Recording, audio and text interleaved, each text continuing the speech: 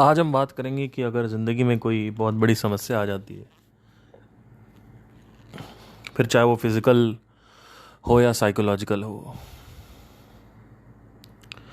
ऐसे में इस समस्या से कैसे निकलें, और अगर नहीं निकल पा रहे हैं, ये ज़्यादा ज़रूरी है। अगर नहीं निकल पा रहे हैं तो उस समस्या में क्या होता है आपके साथ। चलिए शुरू करते हैं। तो जैसा कि आप लोगों को पता है कि मैं पिछले कुछ 2-3 महीने से काफ़ी परेशान हूँ। आपको शायद लग नहीं रहा होगा मेरी आवाज़ से या मेरे प्रेजेंस ऑफ माइंड से। काफ़ी ज़्यादा परेशानी, और वो परेशानी मैं अभी नहीं बता सकता आपको। कई लोगों ने बोला अपनी परेशानी बताओ। ये जिज्ञासा वाला काम नहीं है यहाँ पे, क्योंकि सी देखिए, मैं क्यों नहीं बता रहा हूँ, इससे कोई फ़र्क नहीं पड़ता है। क्योंकि जब भी आप किसी को कोई परेशानी बताते हो तो वो परेशानी हल नहीं होगी। आदमी को सिर्फ जिज्ञासा सॉल्व होती है, और वो जिज्ञासा सॉल्व करने के लिए मैं नहीं बैठा हूँ किसी की। शायद आपको इसका थोड़ा सा अचंभा लगे, इस सब चीज़ों को सोच के या ये सुन के, बट प्रॉब्लम बहुत ज़्यादा गहरी है। अब प्रॉब्लम ये इम्पॉर्टेंट नहीं है कि प्रॉब्लम क्या है, क्योंकि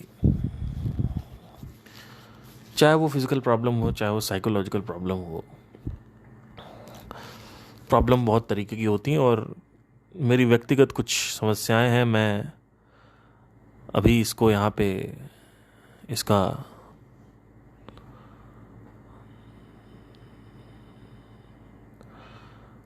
नेम रिवील नहीं कर पाऊँगा, क्योंकि इससे कुछ होता नहीं है एक्चुअली।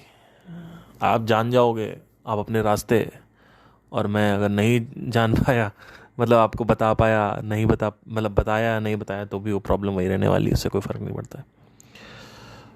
दूसरी चीज़ ये कि कुछ ऐसी समस्याएं होती हैं जो बहुत ज़्यादा व्यक्तिगत होती हैं, और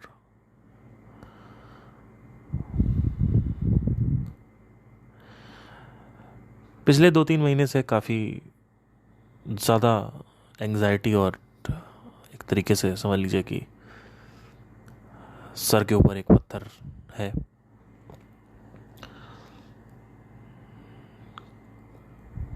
कई बार ऐसा होता है कि प्रॉब्लम जो है वो सॉल्व ही नहीं होती है, और हो सकता है कि प्रॉब्लम सॉल्व करने के लिए आपको जो करना पड़े वो आप करना नहीं चाहते हो, आपको पसंद नहीं है, या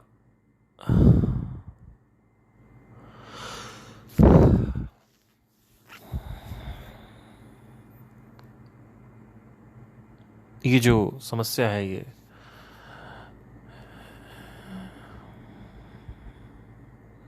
इस समस्या में बहुत ही ज़्यादा गंदा फील होता है। कभी इसको मैं भविष्य में बताऊंगा ज़रूर। और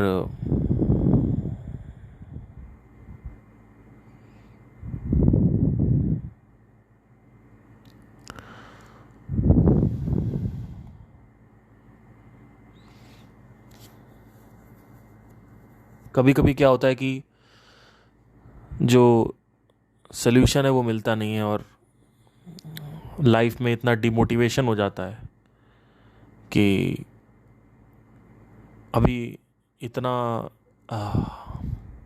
डिमोटिवेशन हो जाता है कि ऐसा लगता है कि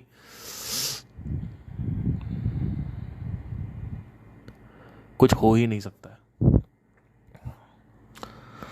और आजीवन ये ऐसे ही चलेगा, और ये समस्या ऐसे ही रहने वाली है। ऐसे में एक बहुत ज़रूरी चीज़ जो मेरे काम आ रही है वो है कि मैं अपने आप को कंट्रोल कर ले रहा हूँ, लेकिन क्योंकि कहीं ना कहीं शायद मैंने जो कर्म किए हैं वो अब उसका फल आ रहा है। बट हैविंग सेड दैट, एक डर भी है, बहुत ज़्यादा डर है, और वो डर की वजह से भी सफरिंग क्रिएट होती है, और जो प्रॉब्लम है, जो समस्या है, उसकी वजह से भी जो सफरिंग है वो तो क्रिएट होती है।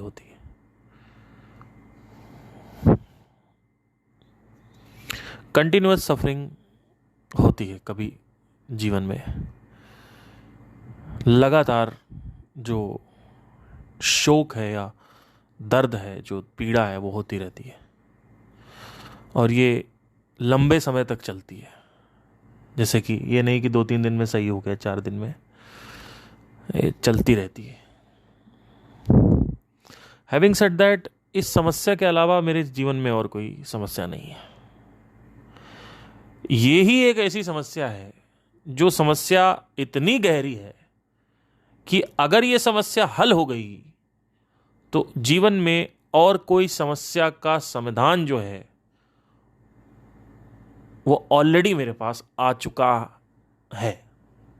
मैंने अपने आप को, खुद को इतना, स्वयं को इतना काबिल बना लिया है, इतना सक्षम बना लिया है कि और जितनी भी समस्याएं हैं, देखिए घर में किसी की डेथ हो गई अगर, लेट्स से फॉर एग्जांपल, तो उसमें क्या है कि ठीक है, उसमें इट्स अ साइकोलॉजिकल प्रॉब्लम, बहुत रोना धोना है, आदमी चला गया है और परेशानी आ गई है बहुत ज़्यादा।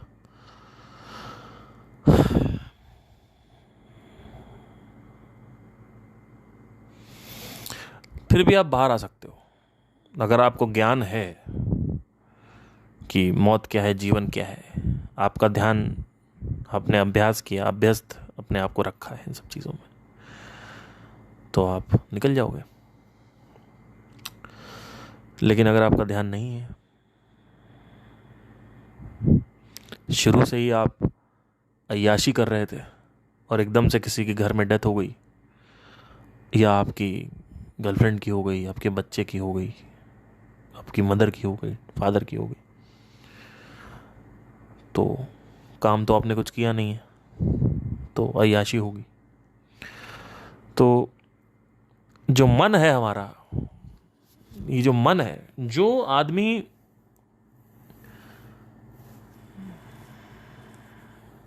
काम से टूट गया तो वो बर्बाद नहीं होता। अगर कोई आदमी अपने काम से मारा है तो आदमी वो बर्बाद नहीं होता। अगर आदमी अपने शरीर का मारा है तो वो आदमी कभी बर्बाद नहीं होता है। अगर एक मनुष्य अपने धन का मारा है तो भी आदमी वो बर्बाद नहीं होता है। अगर एक मनुष्य अपनी मर्यादा का मारा, अपनी इज्जत का मारा है, मनुष्य में चाहे वो कोई स्त्री हो चाहे वो पुरुष हो,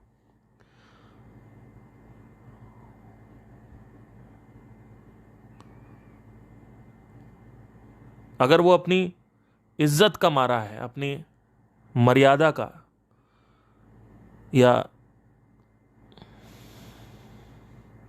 अपने सम्मान का मारा है, तो भी वो आदमी बर्बाद नहीं होता है। अगर कोई आदमी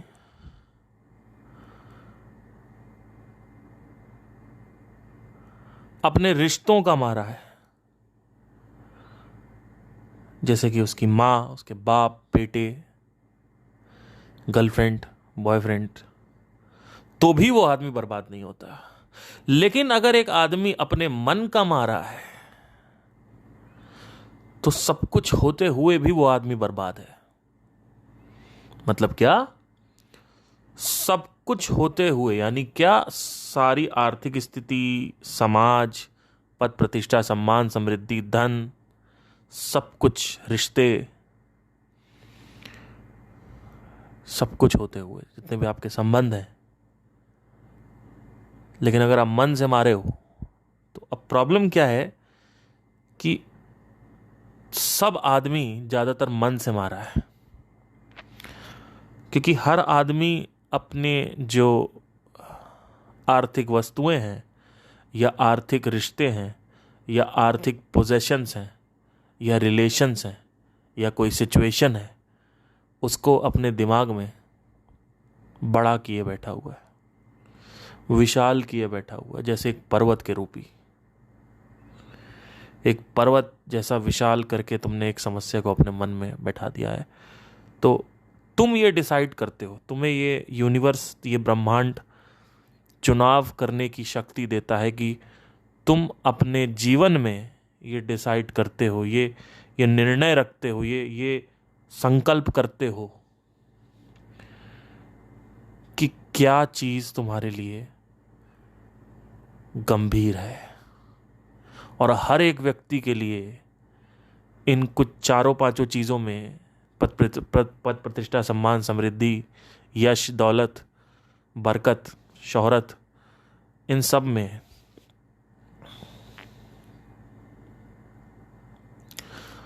कोई एक आदमी पकड़ लेता है और उसको अपने आप को बड़ा बना लेता है अपने मन में, या सभी को बड़ा बना लेता है।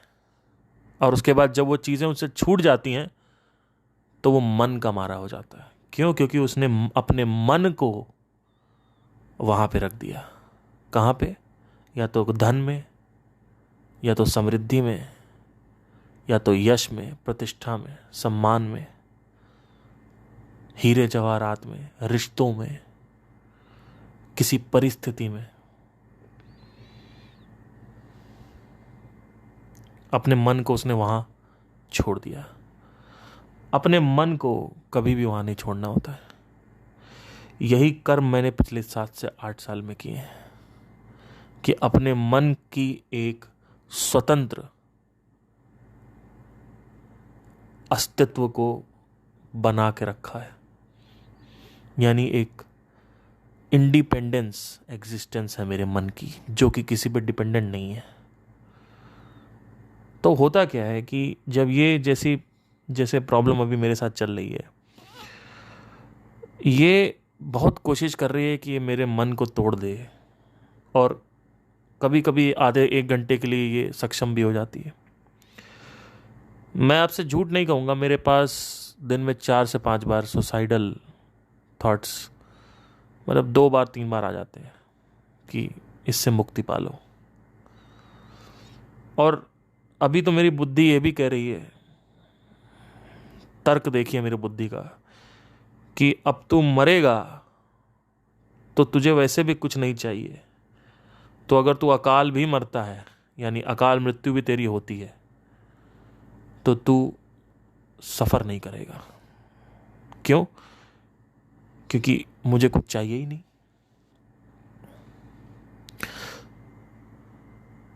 लेकिन ऐसा नहीं है। मैं पहली चीज़ तो ये जो तर्क आया, ये एक पर्टिकुलर थॉट आया, एक कन्वर्जेशन हो रही थी मेरे माइंड में जो मेरे बुद्धि ने दिया, लेकिन सुसाइड करना एक कायर का काम है। और बहुत सारी और वे विचार हैं जो इसको रीइंफोर्स करते हैं माइंड में, कि एक विचार है जो इस समस्या को और ज़्यादा ताकतवर बनाता है। तो अध्यात्म का इसमें बहुत बड़ा मेरे साथ एक रोल है, बहुत बड़ा मेरे ऊपर एक कह सकते हैं कि मन को अगर बलवान करना है तो उसके लिए ध्यान और ज्ञान, और ज्ञान भी स्वयं ज्ञान, आत्मज्ञान, ये दोनों चीज़ें ज़रूरी हैं।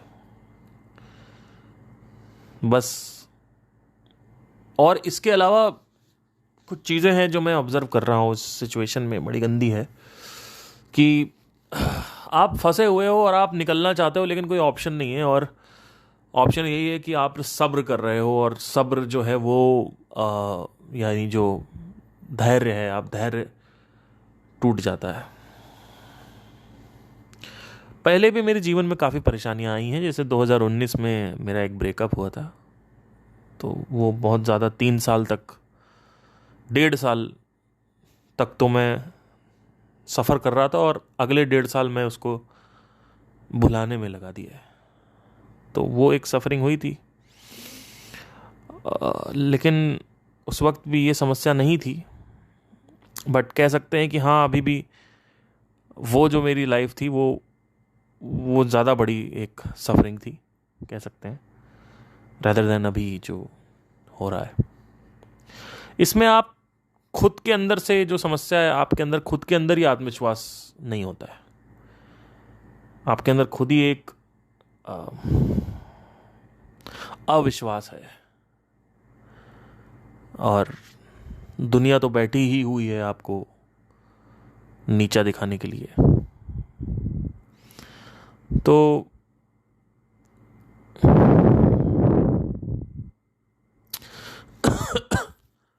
लोग कहते हैं इसमें कि लड़ो लड़ो लड़ो, ऐसे सिचुएशंस में लोग बोलते हैं लड़ते रहो लड़ते रहो, लेकिन यार कब तक आदमी लड़ेगा?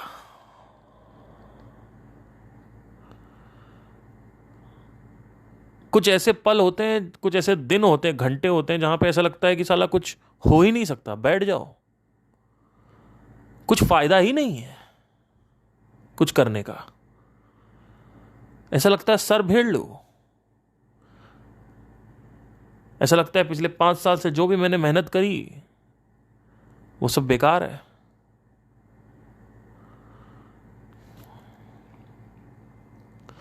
कुछ मेरी गलतियां हैं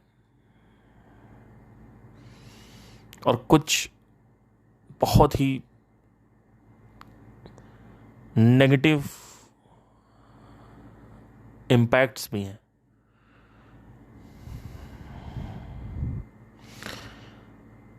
तो ऐसे सिचुएशन में जब अभी, क्योंकि मैं अभी फंसा हुआ हूँ इस सिचुएशन में, तो मैं ऑब्जर्व करके आपको बता रहा हूँ, क्योंकि शायद मैं आगे नहीं बता पाऊंगा क्योंकि भूल जाऊंगा, और यही होता भी है कई लोगों के साथ। और इस सिचुएशन में ऐसा लग रहा है कि आप मतलब आप अंदर से एक लड़ाई चल रही है कि एक है जो कंट्रोल कर रहा है और एक है जो डूबना चाहता है, डूब गया है, और दो आदमी हैं, और निराशा का जो चरम सीमा है, और दूसरी तरफ एक मोटिवेशन या अंदर से एक जो है वो दोनों चल रहा है। जो बाहर के और जैसे दूसरे लोग होते हैं उनके केसेस में मोटिवेशन, सेल्फ मोटिवेशन नहीं होता है, क्योंकि सेल्फ मोटिवेशन उसी के पास होता है ऐसे परिस्थितियों में जो आदमी मन से बलवान हो, ना कि शरीर से। इसीलिए जो स्त्रियां होती हैं, लड़कियां जो होती हैं, वो मन से काफ़ी बलवान होती हैं, भले ही शरीर से ना हो। शरीर से एक पुरुष बलवान होता है, पुरुष मन से कमज़ोर होता है, और औरत जो होती है वो मन से स्ट्रांग होती है। अभी कुछ ही दिनों पहले की बात है, मेरे कुछ एक जान पहचान में है, उनका ब्रेकअप हो गया तो रो रहे थे।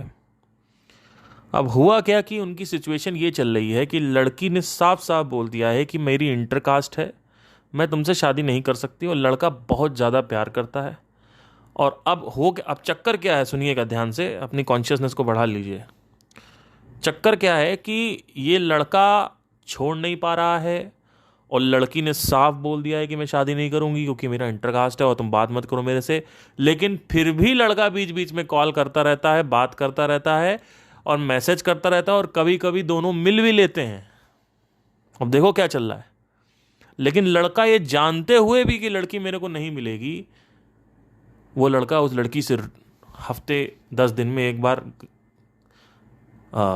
भीख मांग मांग के मिलता है कि मुझसे मिल लो, मुझसे मिल लो, मुझसे मिल लो।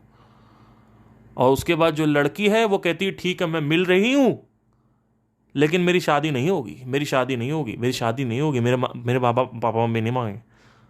अब क्योंकि पुरुष जो है वो मन से कमज़ोर है, और लड़कियों को मन से, लड़कियां जो होती हैं वो स्ट्रांग होती हैं, तो लड़की को इतना कोई इफेक्ट नहीं हो रहा है, और यही रोता रहता है, लड़का ही रोता रहता है।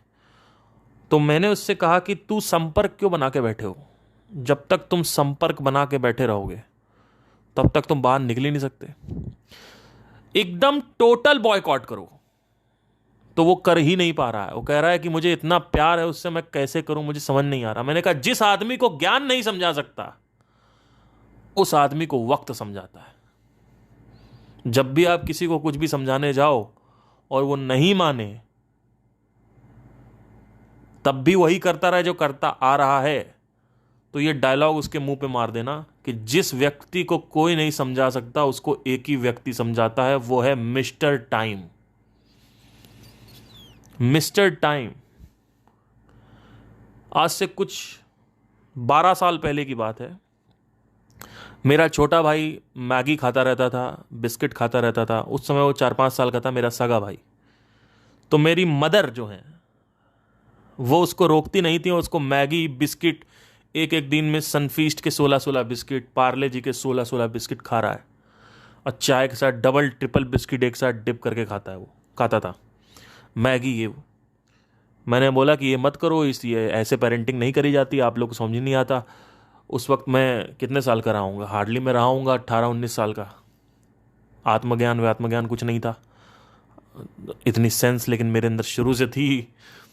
हालांकि उसी परिवार में मैं भी बड़ा हुआ हूँ, लेकिन मैं नहीं बिगड़ा, क्योंकि मैं पहले से ही अपने कर्म लेके आया था। मेरी प्रोग्रामिंग जो आई थी मेरे साथ, वो प्रोग्रामिंग पहले कुछ कॉम्प्लेक्स प्रोग्रामिंग थी, या कह सकते हैं कि काम मैंने कर्म कर रखे थे पहले से ही अच्छे। तो जब आदमी ऐसी कहते हैं ना कि एक महान आत्मा, अब मैं अपने आप को महान नहीं बोल रहा हूँ, सॉरी फॉर दैट, मैं कह रहा हूँ कि जैसे कोई बच्चा पैदा होता है तो उसको पंडित लोग आके बताते हैं कि ये बनेगा उसका तर्क ये होता है, जिस नक्षत्र में आदमी पैदा होता है वो नक्षत्र ये बताता है कि किस तरीके की आत्मा आई हुई है। ये आत्मा टाइम पास वाली आई हुई है, ये लौंडा लफाड़ी था, बाइक चलाता था, या फिर ये आदमी पहले कुछ अपने ऊपर काम करके आया हुआ है। तो मैंने आपसे पहले भी ये बोल रखा है कई बार कि आपका शरीर छूट जाएगा लेकिन आपकी वासनाएं रह जाती हैं, और उन वासनाओं में जो कर्म है उसके इम्प्रिंटेशंस, या हमारे शास्त्रों में भी लिखा हुआ है, संदीप वैश्विक बातें मत सुनो, यह हमारे शास्त्रों में लिखा हुआ है कि 5 कोश होती हैं, जिसमें से पहली 2 कोश छूट जाती हैं। जो प्राणमय शरीर है उसमें सारे कर्म लिखे होते हैं। इसका मतलब यह नहीं है कि इसको प्रूव करना है, इसका मतलब यह है कि अगर आप सिंपली देखो तो हर जगह मेमोरी है। अगर इसको प्रूव करना हो साइंटिफिकली तो आप देख सकते हो उसको। और मैं हमेशा यही बात करता हूं कि साइंटिफिक बात रखो, साइंटिफिकली माइंडसेट रखो, लेकिन इसका मतलब यह नहीं कि जो कुछ दिख नहीं रहा है वो एग्जिस्ट नहीं करता है। पहले लोग बोलते थे ब्लैक होल हो सकता है, आइंस्टाइन ने जब ब्लैक होल की थ्योरी निकाली तो ये ब्लैक होल क्या होता, पागल है ये आदमी। तो 2019 में पहली ब्लैक होल की फोटो आ गई और आइंस्टाइन की थ्योरी सही हो गई, क्योंकि वो आदमी पैटर्न पे काम करता था। वो आदमी सब जगह से डॉट को कनेक्ट करके फिर एक कुछ बात बोल रहा था। लेकिन जो ये लोग थे अहंकारी लोग, इन्होंने कहा कि ब्लैक होल कुछ नहीं होता। उससे 400 साल पहले और अगर चले जाओ आइंस्टाइन के पहले, तो कॉपरनिकस या कुछ समय 1500 शताब्दी की बात है, एक आदमी ने बोला कि सूर्य केंद्र पे होता है, धरती केंद्र पे नहीं होती है। आप विश्वास नहीं करेंगे, उस आदमी को जला दिया गया कि अंधविश्वास फैला रहा है। यह है मान्यता का खेल। क्योंकि दिख नहीं रहा है तो इसका मतलब यह नहीं कि नहीं होता है। जैसे मैंने बोला ना कि अगर आप ये कह रहे हो भूत प्रेत नहीं होता, तो आपने क्या खुद एक्सप्लोर किया है? जाके पहले कब्रिस्तान बैठो जाके 6-7 घंटे रात में, क्योंकि मैंने नहीं किया है। मैं आपको सच बताता हूं, मैंने नहीं किया है। और मैं किसी तांत्रिक से भी नहीं मिला हूं, तो क्या मैं ये कह दूं कि नहीं होता है?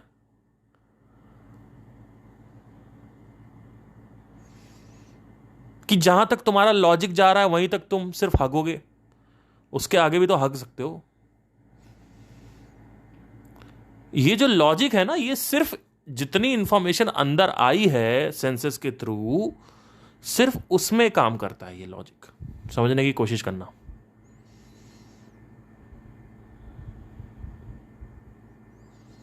लॉजिक सेंसेस की जो इंफॉर्मेशन है उसके आगे निर्णय नहीं ले सकता है, या उसके आगे कुछ टटोल नहीं सकता, निकाल नहीं सकता है। तो जैसे ब्लैक होल है, या फिर ऊपर से धरती को जाके टेलीस्कोप के थ्रू देखना है, तो फ्लैट अर्थ थ्योरी जो आती है, फ्लैट अर्थ थ्योरी, वो यहीं सब आई थी, फ्लैट अर्थर्स। तो जब भी कोई कुछ कहता है तो इसका मतलब ये नहीं, बट एनीवे मैं ड्रैग कर दिया थोड़ा सा। तो मेरे भाई को बोला कि तो मेरे घर वालों ने बोला कि आप मत बताओ कुछ। कट टू 2016 और 15, उसको एक मेंटली दिमाग में कीड़ा होता है, वो चला गया। टेप वॉर्म बोलते हैं उसको, पोक वॉर्म या टेप वॉर्म। अब वो कैसे होता है, जैसे आप खाना पीना ज़्यादा बाहर का खा रहे हो या फिर हाथ नहीं धुल रहे हो सही से, तो वो पोक वॉर्म होता है। वो आपके उसमें सूअर के शरीर में पाया जाता है, वो आपके दिमाग में जाके बैठ जाता है, और वही हुआ। उस कंडीशन को बोलते हैं न्यूरोसिस्टिक सिरोसिस। तो मैं शुरू से बोलता था कि मैगी मत खाओ, बिस्किट मत खाओ, मना करता था। तो ये सब लोग मेरे को कहते थे, मेरे घर वाले भी, मैं उनको इल्ज़ाम नहीं दे रहा हूँ कुछ, कि भैया कुछ नहीं है, तुम चुप रहो। तो मैंने कहा ठीक है, मैं चुप रहता हूँ। जहां, देखिए ध्यान दीजिएगा, जहां आपकी बात कोई नहीं सुन रहा है, वहां आपको यह बोलने की भी जरूरत नहीं है कि तुमको वक्त बताएगा। आप चुपचाप वहां से निकल जाओ। समझने की कोशिश करिए। तो जब ये जिसको चक्कर चल रहा था, उसके ऊपर आते हैं, तो मैंने इससे बोला कि उसकी गलती भी नहीं है, वो अपने मन में इतना लड़की को बना के रखा हुआ। मैंने उससे बोला, मैंने कहा जिस दिन तुम संपर्क तोड़ दोगे, टोटल बॉयकॉट कर दोगे, उस दिन तुम समझ लेना कि तुम आज़ाद हो गए इस लड़की से, नहीं तो तुम आज़ाद नहीं हो पाओगे। कहता मेरा मन नहीं मानना है,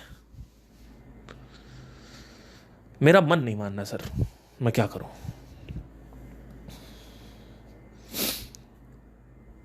मेरा मन करता है कि मैं उसको ब्याह के ले आऊं, भगा लाऊं, लेकिन वो आज कह दे तो भगा लाऊं, और आज कह दे तो मैं उससे शादी कर लूं, आज कह दे तो मैं बच्चे भी कर सकता हूं उसके साथ, और मैं कमा लूंगा, मैं भीख मांग लूंगा, लेकिन मुझे भगवान उसको मिलवा दो। मैंने कहा देखो ऐसा है, जो चीज़ नहीं होनी है उस चीज़ के ऊपर क्यों इतना तानाशाही करने की ज़रूरत है। तो कह रहा हमें नहीं, हमें तो वही चाहिए, हमें वही चाहिए। ठीक है, जिस आदमी को कोई नहीं समझा सकता उसको वक्त समझा। अब 3 साल हो गए महाशय को, 3 साल हो गए, और लड़की के, अब देखो लड़की, मैंने आपसे क्या बोला, जो पुरुष का मन होता है वो कमजोर होता है, और जो स्त्री का मन होता है वो बलवान होता है। मन मतलब क्या, वो जो अटैचमेंट होने की जो गुंजाइश है, वो सिर्फ उतना पोर्शन की बात कर रहा हूं। मन स्ट्रांग का मतलब ये नहीं है कि, मतलब they can control the emotions. मन स्ट्रांग का मतलब ये नहीं है कि उनका समोसा खाने का मन कर रहा है तो वो उन्होंने कंट्रोल कर लिया। मैं उस मन की बात नहीं कर रहा हूं वहां पे, मैं एक पर्टिकुलर सेक्टर की बात कर रहा हूं यहां पे, क्योंकि कई लोग एज इट इज ले लेते हैं।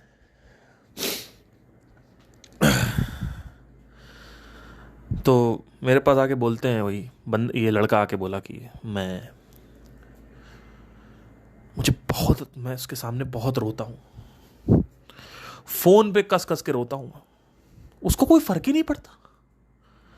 मैंने कहा उसको फर्क इसलिए नहीं पड़ता है क्योंकि लड़कियां जो होती हैं वो 10 साल की उम्र से रो रही होती हैं, जरा सी बात पे वो रोने लगती हैं, उनको कुछ लग गया, किसी ने कुछ बोल दिया, उनके लिए रोना धोना एक 2 कौड़ी की चीज है, और तुम्हारे लिए एज अ मर्द रोना, क्योंकि मर्द जल्दी रोता नहीं है, बहुत बड़ी चीज है।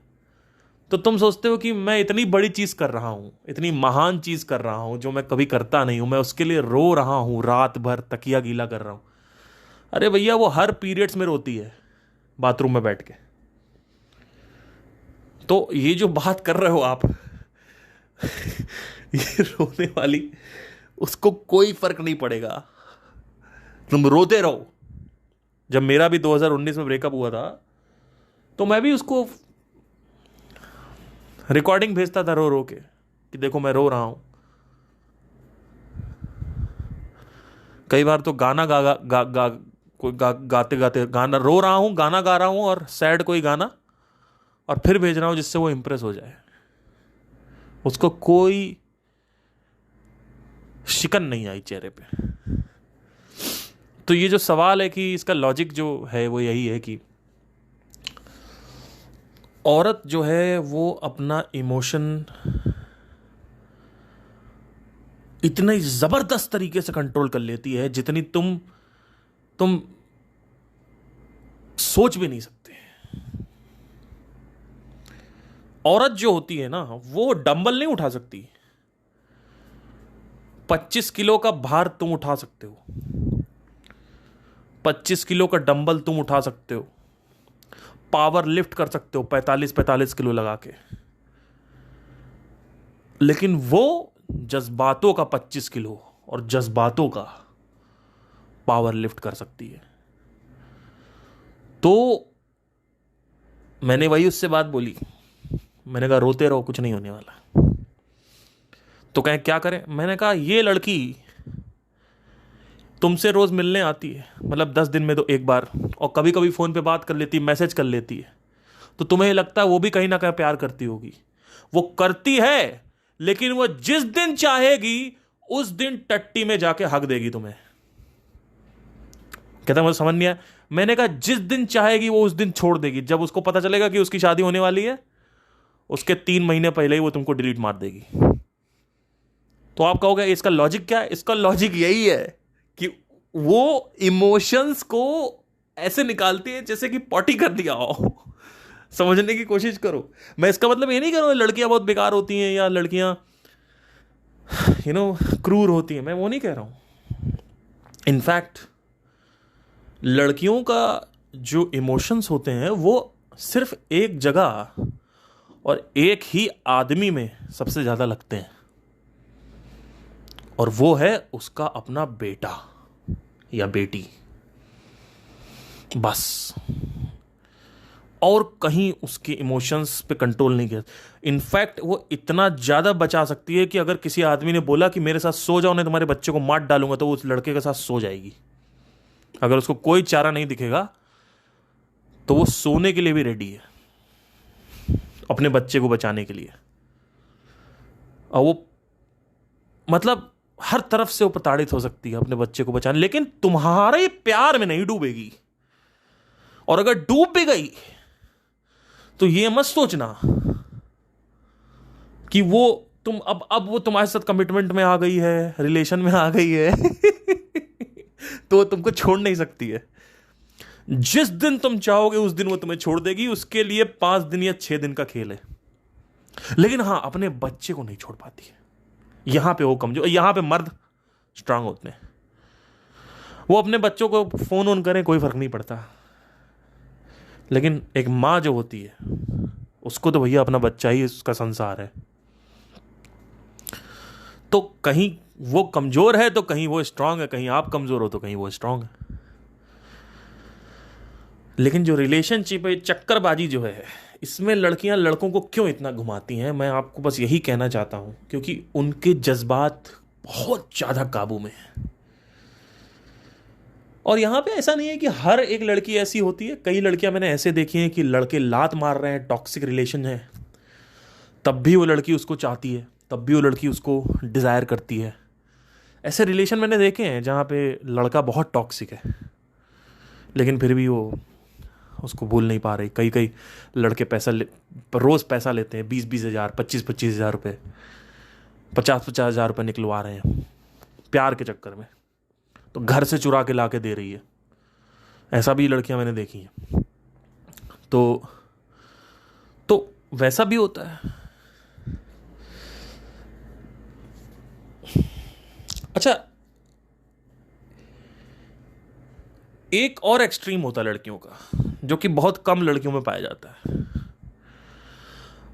कि अगर उसने ये निर्णय कर लिया कि वो तुमसे शादी करेगी और तुमसे ही करना है, तब चाहे वो इंटर रिलीजन फंसे, इंटर कास्ट फंसे या इंटर कंट्री फंस जाए, वो तुमसे उसी क्षण शादी कर लेगी। अब आपको तो मजा आएगा कि हाँ चलो शादी कर ली कोई, लेकिन ऐसा आपको वो पोजेस करके रखेगी कि आपको कहीं जाने नहीं देगी। जहां भी जाना है मेरे साथ जाना है। जैसे फॉर एग्जाम्पल, मैंने ऐसे बहुत सारे केसेस देखे हैं कि लड़का कहता है कि चलो मैं दोस्तों के साथ जा रहा हूं, नहीं जाना है, जाना ही नहीं। मैं अपने घर को छोड़ के आई हूं ये करने के लिए कि तुम अपने दोस्तों के साथ घूमो। जहां जाना है मेरे साथ जाओ। मनाली जाना है मेरे साथ चलो, अम्यूजमेंट पार्क जाना है, वाटर स्लाइडिंग करना मेरे साथ चलो। अच्छा ठीक है, नीचे परचून की दुकान पे मेरे साथ चलो। दुबई जाना मेरे साथ चलो। अकेले भी नहीं रहना। अकेले क्यों जा रहे हो? अकेले क्यों जा रहे हो? वो भी चक्कर फालतू खराब है, उसमें भी नाटकबाजी। तो अगर उसने धर लिया तो फिर अच्छे से धरेगी वो, और वहीं आदमी फिर प्रताड़ित हो जाता है। आदमी कहता है यार मेरी तो कोई आजादी नहीं है, मेरी कोई स्वतंत्रता ही नहीं। अब आदमी को अचानक से स्वतंत्रता दिखने लगती है, क्योंकि पहले पगलाए हुए थे। ऐसे आपके आसपास केसेस देख रहे हो ना, मैं आपको एक एक केस बता रहा हूं, और ये केसेस नहीं है, ये पैटर्न्स है, पैटर्न्स। ये किसी एक के साथ घटित नहीं हो रहा है, ये एक समूह के साथ घटित हो रहा है। अलग अलग ग्रुप्स हैं, इसीलिए इनको पैटर्न्स बोला गया है, क्योंकि ये एक के साथ रिपीट नहीं हो रहा है, ये कईयों के साथ यही पैटर्न चल रहा है, और बहुत सारे अलग अलग पैटर्न्स हैं ऐसे। तो इनमें से एक पैटर्न ये है, जितने पैटर्न में इसमें कि लड़की ने पूरी तरीके से धर लिया, कब्जिया लिया तुमको, क्योंकि अब तुमने कहा प्यार करूंगी, शादी करूंगी, मैं छोड़ के आ गई और मैं तुम्हारी हूं, अब तुम करके दिखाओ जो कर दिखा रहा हो। कहीं भी कुछ भी करो, लेकिन मेरे साथ करो। नैनीताल जाना है, अकेले नहीं जाना है। दोस्तों के साथ तो बिल्कुल नहीं जाना है। अच्छा, कजिन्स के साथ, उनके साथ भी नहीं जाना है। और दूसरी लड़की को तो तुम देख भी मत लेना। गलती से अगर तुम्हारी कोई दूसरी लड़की निकल गई तो मैं मार डालूंगा, तुम्हें डालूंगी। तो एक ये समूह है लड़कियों का जो इस देश में एग्जिस्ट करता है। फिर कई ऐसे भी समूह होते हैं जहां पे अच्छी शादियां भी देखी हैं, लेकिन ये रेयर होता है कि सब कुछ है, मतलब दोस्तों के साथ भी जाओ, मैं भी तुम्हें अपने हिसाब से टाइम दूंगी, तुम भी मेरे हिसाब से टाइम, खेलो खा लो, जो भी करना है करो, कहीं भी अकेले जाना है तो चले जाओ, ठीक है। तो एक रिस्पेक्ट है, एक अंडरस्टैंडिंग। पर ये जो पैटर्न है ये बहुत कम होता है। ये मेरे साथ हो रखा है, अभी करंट सिचुएशन में ये पैटर्न मेरे साथ हो गया है। लेकिन ये 3 ब्रेकअप हुए मेरे पास। जब मेरे 3 ब्रेकअप हुए, वो भी टॉक्सिक ब्रेकअप्स, तब ये चौथा। और ऐसा नहीं है कि ये जो लड़की आज मेरे साथ है, जिससे मैं कल शादी करने वाला हूं या परसों करूंगा, जब भी करूंगा, ये मेरे को ऐसे नहीं मिली है कि सोच लिया बस कि अपने आप आ गई। ऐसा नहीं है। मैं आपको बताना चाहता हूं कि जब तीनों रिलेशन में मैं गया और तीनों लड़कियों से सीखा मैंने, फिर चौथी लड़की जो मेरे को मिली है वो ये है। सीखा क्या कि मुझे क्या चाहिए। मुझे दबदबा नहीं चाहिए, मुझे खूबसूरती नहीं चाहिए। इसका मतलब ये नहीं कि मेरी गर्लफ्रेंड खूबसूरत नहीं है, मैं बता रहा हूं, मैं वो प्रायोरिटी नहीं है। मुझे ये नहीं चाहिए कि कि पहले मेरे को लगता था कि सिंगर ही होनी चाहिए। तो पास्ट में मेरी एक गर्लफ्रेंड थी, वो सिंगर थी, बहुत अच्छा गाती थी, लेकिन वहां पे भी वो भी एक जो थॉट था वो भी खराब हो गया कि वो भी कोई जरूरी नहीं है कि सिंगर हो। फिर ज्यादा रोमांटिक भी मैं सोच रहा था कि हो, वो भी जरूरी नहीं था मेरे लिए, पता चला मुझे। फिर बहुत सारी और भी व्यक्तिगत चीजें जो मुझे चाहिए थी, जो लगता था कि ये मिल जाए तो ये मेरा साथ चलेगी। लेकिन जब 3 ब्रेकअप हुए और मुझे पता चला कि मुझे क्या चाहिए, तो फिर मैं समझ में आ गया कि हाँ, मुझे इस तरीके की लड़की चाहिए। और जैसे ही ये लड़की मेरे को दिखी, कोई जल्दी नहीं करी, कोई कुछ नहीं किया, आराम से हमने दोस्ती करी, फिर धीरे धीरे आगे मामला बढ़ा। तो बहुत समझदारी के साथ नियम कानून से रिलेशनशिप में क्या, उसका मतलब ये नहीं है कि ये टूटेगा नहीं, ये भी नहीं है कि मतलब ये टूट ही नहीं सकता। क्योंकि आज आदमी काला है या आज आदमी सफेद है तो कल काला भी हो सकता है। मतलब क्या कि आज जो एक्टिविटीज ऑफ माइंड है, जो हैबिट्स हैं, जो बात करने का तरीका है, जो सिचुएशन है, जो पर्सनैलिटी है बंदे के अंदर या बंदी के अंदर, वो चेंज भी हो सकती है। यही होता है, जैसे जैसे वक्त आगे बढ़ता जाता है आदमी की पर्सनैलिटी शिफ्ट होती है, और आपकी उसके साथ हिसाब से शिफ्ट नहीं हुई तो हो सकता है एंटी हो जाए, क्लैशेज हो। तो बहुत सारे सिचुएशंस हैं जहां पे ये सोच के समझ के फिर मैं इस डिसीजन पे आता हूं। बहरहाल, तो ये पॉडकास्ट वैसे रैंडम हो गया काफ़ी, बट कभी कभी रैंडम पॉडकास्ट भी करने चाहिए मेरे हिसाब से। तो जो ये प्रॉब्लम है अभी मेरे साथ, ये इतनी ज़्यादा प्रॉब्लम है कि आप सोचो कि अभी मैं आपसे बात कर रहा हूँ, मुझे अच्छा लग रहा है। आपसे बात नहीं कर रहा हूँ मतलब मैं रिकॉर्ड कर रहा हूँ। अभी तक मैं एंग्जाइटी का जो चरम सीमा है वो क्रॉस हो चुकी थी, बट लड़ रहा हूँ और देखता हूँ क्या होता है। बाकी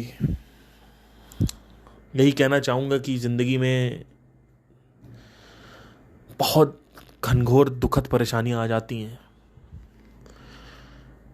उस वक्त आपको सिर्फ ये देखना है कि यार मेरे हाथ पैर सलामत है ना,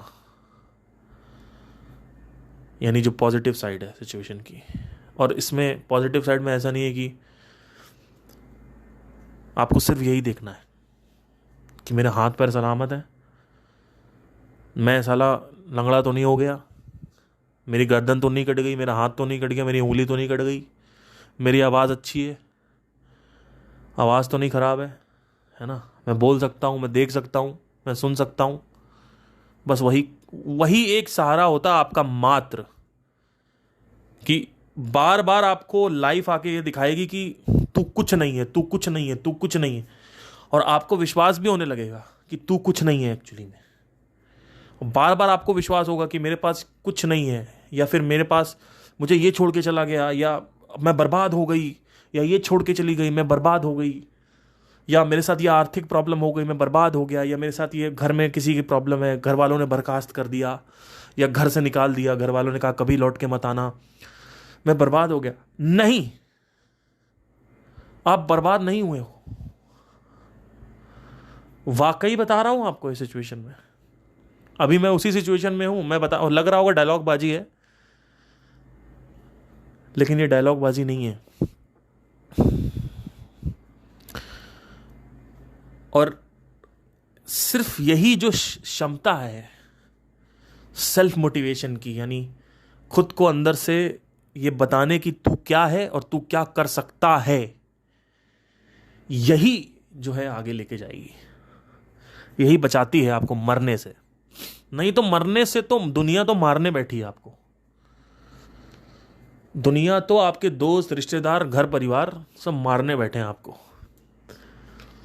यूपीएससी की तैयारी लोग करने जाते हैं कोटा वगैरह में, फांसी क्यों लगा लेते हैं? क्यों इतने स्टूडेंट सुसाइड कर रहे हैं? क्योंकि घर वालों की इतनी उम्मीदें होती हैं, और वो उम्मीदें आदमी साला मशीन बना रहा है। आदमी व्यक्तिगत जो वृद्धि है उस पर ध्यान नहीं देता है, आदमी आर्थिक वृद्धि पे ध्यान देता है, आदमी सामाजिक वृद्धियों पे ध्यान देता है। मतलब रिस्पेक्ट, रेपुटेशन, कि ये बन जाएगा तो आईएएस बन जाएगा तो ये हो जाएगा।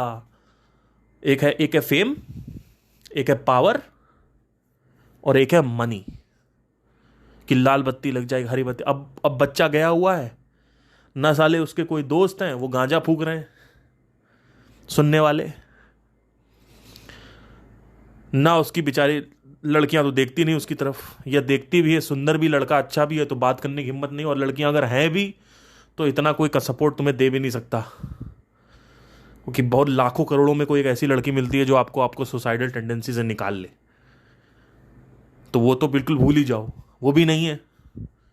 ऊपर से घर से अलग प्रेशर बना हुआ है, और आपके खुद के दिमाग में प्रेशर है, क्योंकि आपको भी आईएएस बनना था, आपको भी कोटा में जाके तैयारियां करनी थी, आपके भी सपने थे, तो आपके सपनों का बोझ, आपके परिवार के सपनों का बोझ,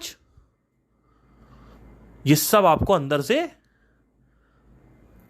काट रहा है, चीर रहा है, फाड़ रहा है। अब आपके पास एक ही रास्ता बनता है, एक ही रास्ता बचता है आपके पास सिर्फ, वो क्या है? फांसी लगा लो, खत्म करो। साला मरने के बाद कुछ संतुष्टि तो मिलेगी, फांसी लगाओ, खत्म करो, बस यही है। क्यों हो रहा है ऐसा? आदमी को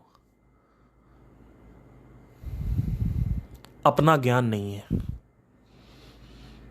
जब आदमी को अपना ज्ञान होता है ना, तो आदमी को यह समझ में आता है कि ये टट्टी के बराबर चीजें हैं जो मेरे परिवार खानदान मेरे से आकांक्षाएं रखता है, अपेक्षा रखता है, और वो भी टट्टी के समान वस्तुएं हैं जो मैं अपने हिसाब से सोच रहा हूं। ये एकदम बिल्कुल एकदम एक सुई के बराबर छोटी चीज है जो मेरी अपने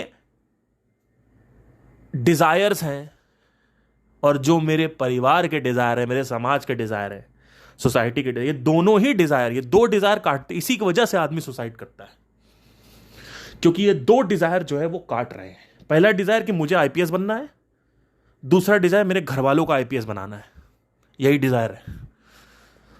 और आईपीएस से क्या होगा? वो एंड गोल नहीं है। एंड गोल ये है कि पावर, दबदबा, उस दबदबे से होने वाली शोहरत, और उस शोहरत से मिलने वाली बरकत, यही जो है, यही दो चीजें आदमी। अब जब आदमी को अपना ज्ञान हो जाता है तो क्या होता है? तो ये सब चीजें आदमी एक्चुअल जो वास्तविकता है वो क्या है?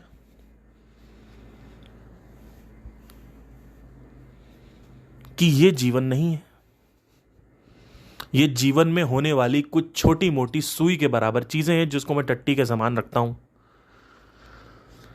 जो स्वामी विवेकानंद है और कोटा में गया हुआ जो एक लड़का है जिसको अज्ञान प्राप्त है, उसको दुनिया का सारा ज्ञान प्राप्त है।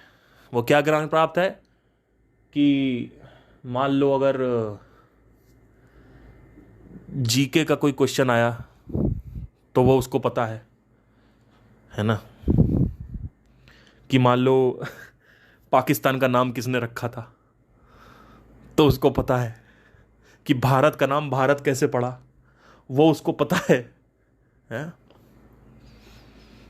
उसको दुनिया का सारा जहान का ज्ञान है, बस अपना ज्ञान नहीं है। और जब अपना ज्ञान नहीं होता है और इसको कोई रिइंफोर्स भी नहीं करता सोसाइटी में, इसको भी समझना जरूरी है। क्यों नहीं रिइंफोर्स करा जाता है आत्मज्ञान को? क्योंकि लोगों को अपनी वासना से फुर्सत नहीं है।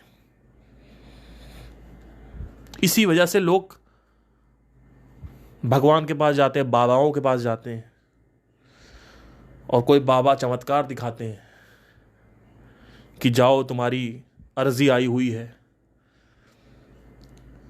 ये पन्ना खुलने वाला है। वो फ्रॉड है या जेन्युइन है वो अलग बात है, वो टॉपिक नहीं है। टॉपिक ये है कि तुम वहां गए क्यों? क्योंकि तुम्हें दबदबा चाहिए, तुम्हें पावर चाहिए, तुम्हें अपनी वासनाओं को प्राप्त करना है, उनकी पूर्ति करानी है। तो आदमी वासनाओं में इतना घुमा हुआ है। वासना मतलब सेक्सुअल डिजायर नहीं होता है, any kind of desire which is on your head. तो आदमी इसी में इतना पगलाया हुआ, बैलाया हुआ है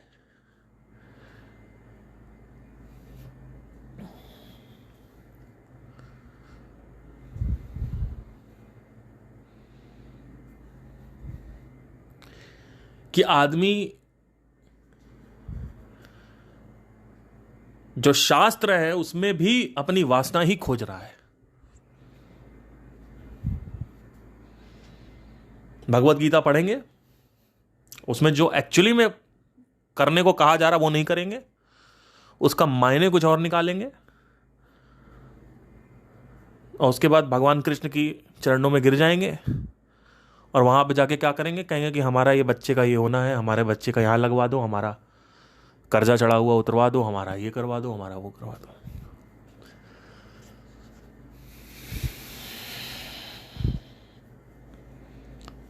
लिखा कुछ और था, वहां पे ये भी 1000 बार रिपीट में लिखा हुआ है कि अपने मन को काबू करो, अपने मन को नियंत्रित करो, सकाम कर्म को छोड़ो। वहां पे ये भी लिखा हुआ है और बार बार यही रिपीट हुआ है कि अपने मन को नियंत्रित करो, अपने मन को नियंत्रित करो। नहीं नहीं, मन नियंत्रित नहीं करना है। वहां पे एक भगवत गीता की वहां पे श्लोक लिखा हुआ है कि जो मेरे पास आता है उसके पास सब कुछ हो जाता है। तो आदमी ने क्या सोचा कि भैया भगवान कृष्ण के उसमें जाओ और उसके बाद जो भी मन्नत मांगनी है मांगो और अर्जी लगानी है लगाओ। उससे क्या होगा कि मेरी वासना पूरी हो जाएगी। जबकि वो मायने कुछ और था। मायने अपने हिसाब से इन लोगों ने मोल्ड कर दिए। इसीलिए अष्टावक्र गीता को घर के अंदर नहीं रखा जाता है, क्योंकि अष्टावक्र गीता सीधा ये नहीं बोलते मेरी शरण में आओ, मैं ये हूं। 50 अलग अलग वो नहीं है, क्योंकि इसके 50 अलग अलग मतलब है कि बोला कि मैं हर जगह व्याप्त हूं। तो लोगों ने क्या सोचा, कृष्ण हर जगह व्याप्त है, मैं कण कण में समाया हूं। तो लोगों ने सोचा कि कृष्ण कृष्ण कण कण में समाया हुआ है, जबकि कण तो तुम भी हो। तुम क्या अलग हो क्या इस ब्रह्मांड से? ब्रह्मांड का जो भी कण है उसमें कृष्ण समाये हुए हैं, तो कण तो तुम भी हुए, तो उस हिसाब से तुम भी कृष्ण हुए। लेकिन जो असल मायने वो तो समझे ही नहीं और अपनी उसमें वासना के लिए देख रहे हो। तो भगवत गीता में एक बड़ी अच्छी बात कही है कि 4 प्रकार के लोग मेरे शरण में आते हैं, उसमें से एक है अर्थार्थी। कुछ छठा अध्याय या 6ठे अध्याय का 8वां श्लोक या 8वें अध्याय का 6ठा श्लोक कुछ है, मैंने इसका ऊपर किया भी था वीडियो। अर्थशास्त्री हैं जो अर्थार्थी जो है वो आते हैं। अर्थार्थी मतलब वो जो भगवत गीता को यूज करते हैं पैसा कमाने के लिए।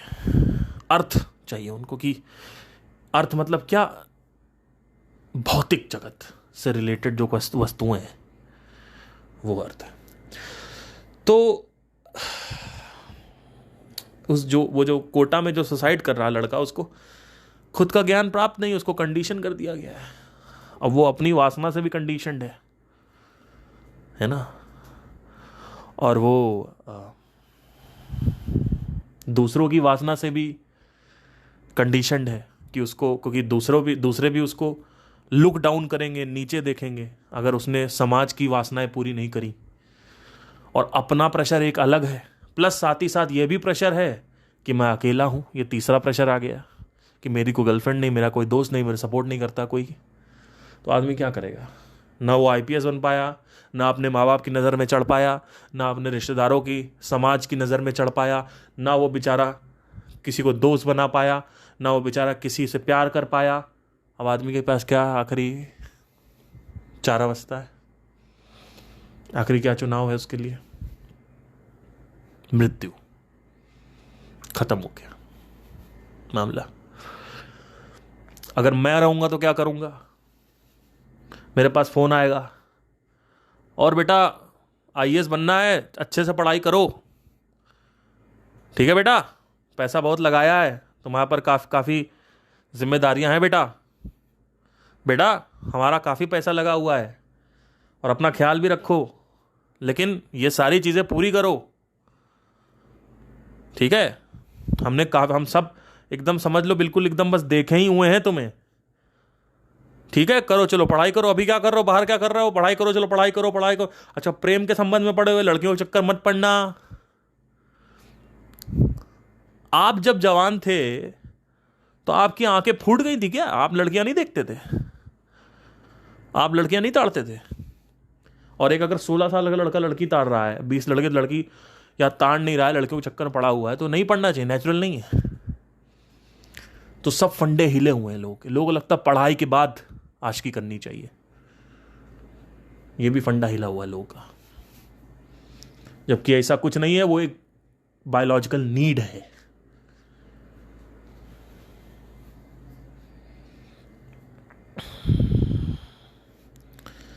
अरे आप अपने आप को समोसा खाने से नहीं रोक पाते हो, बतासा टिकिया पूड़ी पराठा खाने से रोक नहीं पाते हो, और आप अपने बच्चे को फोन करके कॉल कर रहे हो अपने लंगोट को पकड़ने के लिए, लंगोट टाइट करने के लिए, और आप खुद, आपका पेट निकला हुआ, आप कंट्रोल ही नहीं कर पा रहे हो। आप क्या बात कर रहे हो?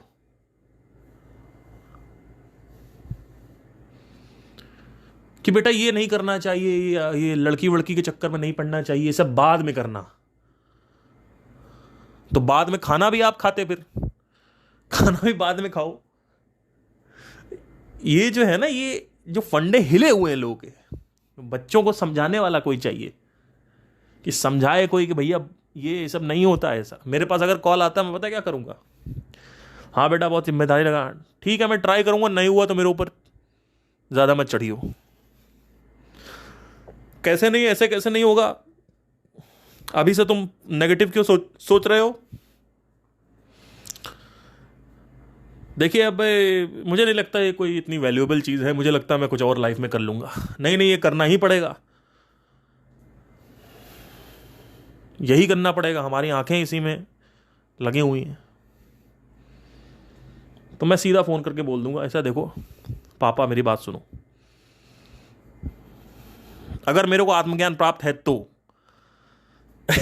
अगर नहीं है तब मैं नहीं बात कर पाऊंगा। अगर मेरे को आत्मज्ञान प्राप्त है, मैं पता है सीधा बोल दूं, मैंने कहा ऐसा देखिए, मुझे जो करना मैं वो करूंगा, आपका कोई नियंत्रण नहीं है मेरे ऊपर। मैं ट्राई करूंगा कि हो जाए, नहीं होता है और उसके बाद भी आपने मेरे को शामिल नहीं किया, तो मैं शायद, मुझे कोई फर्क नहीं पड़ता इससे।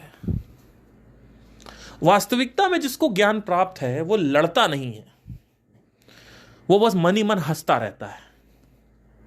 कोई लड़ने नहीं जाएगा कि वहां उनकी, क्योंकि उसको पता है कि जो उसकी सोच है, मेरे पिताजी की या मेरे माताजी की, वो जो सोच है वो बदल नहीं सकता मैं। जो ज्ञानी है, स्वयं ज्ञानी है, जो उसको पता रहता है, क्योंकि वो माइंड का भी रीडर है, माइंड ऑब्जर्वर भी है वो, तो उसको पता रहता है कि मैं चेंज तो कर नहीं सकता। अब मेरी पापा की उम्मीदें लगी हुई हैं, चलो मैं ट्राई करता हूँ, नहीं होता है तो मैं सीधा बोल दूंगा और माफ़ी मांग लूंगा, और उसके बाद वो बोलते रहेंगे बोलते रहेंगे बोलते रहेंगे, ठीक है कुछ और करके घर से बाहर निकल जाओ। थोड़े दिन सुनना ही पड़ेगा क्योंकि छोटे हो। बोलो कि भाई ठीक है मुझे ये करना है या नहीं करना। अगर नहीं भी करने दे रहे हैं तो कुछ, आजकल तो इतने ऑप्शन खुले हुए हैं, उसको करके परस्यू करके आप बाहर निकल गए, अकेले रहना चालू कर दे। इसीलिए हर आदमी जो ज्ञानी होता है वो सबके साथ रह नहीं पाता, क्योंकि दिन भर वही बातें होती रहती हैं और वो आदमी झेल नहीं सकता। क्योंकि अगर बार बार वही होगा तो माइंड की फितरत यही है कि वो बार बार उसको कैप्चर करेगा। भाई आपको सुबह से लेकर शाम तक नकारा नकारा बोला जा रहा है तो आप सच में मानने लगोगे, चाहे ज्ञान है चाहे नहीं है, उससे मतलब नहीं है। ये मत सोच लेना कि सेल्फ रियलाइजेशन के बाद कोई भी कुछ भी बोलता रहेगा मेरे अंदर चढ़ेगा नहीं।